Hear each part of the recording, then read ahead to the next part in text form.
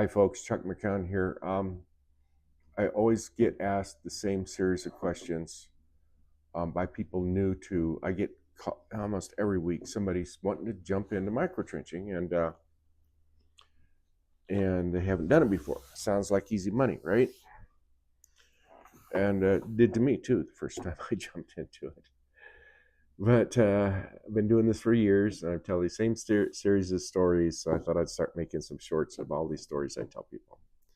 The first one, well, how'd you get into making blades? Well, that's a long story. That goes back to before 18 or 1720. But my family landed here in not much after the Pilgrims did, really.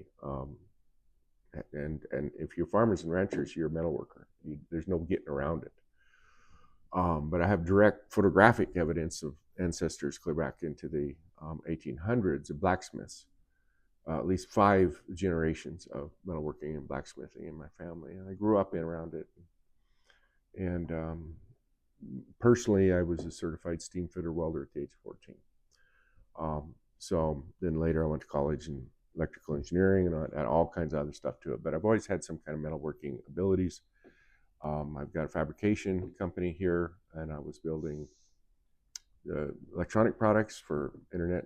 I was building microwave antennas for internet, and I was building antenna mounting products for internet and cell phone. So the antenna mounting products was the steel fabrication business that I had. So we're building our own ISP, we're doing horizontal directional drilling, and then we started being a contractor, doing drilling and plowing for others. And that expanded, and we became a drilling contractor for a prime that was building Google Fiber in Salt Lake City. And I kept saying, hey, that microtrenching looks pretty cool. I'd sure like to learn a lot about it. And so I kept bugging the prime. He's like, well, go job shadow one of my crews. And I'm like, yeah, I think we can do this. So what do I need to get started? And he gave me a list of things to get started. And so I went and bought all these. Being cheap, I bought all used equipment. That was a mistake, but I learned a lot from that too. Maybe it wasn't a mistake in the long run. But in any event, I had to buy blades, right?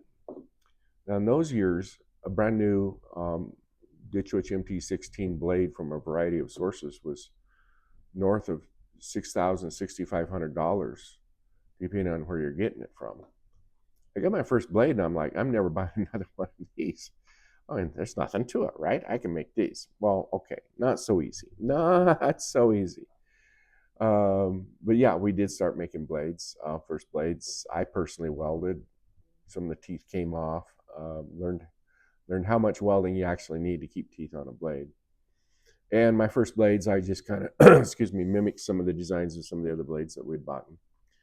And then I started reading white papers on blade design and the different elements of a blade and the tooth pitch, spacing between the teeth, the tooth angle, the rake angle. Got a really good piece of that information from Greg Hunsaker of SCI.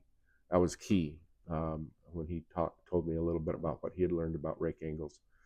And gullet volume, just all kinds of things. And so we started changing the design of the blade every time we'd make a new one.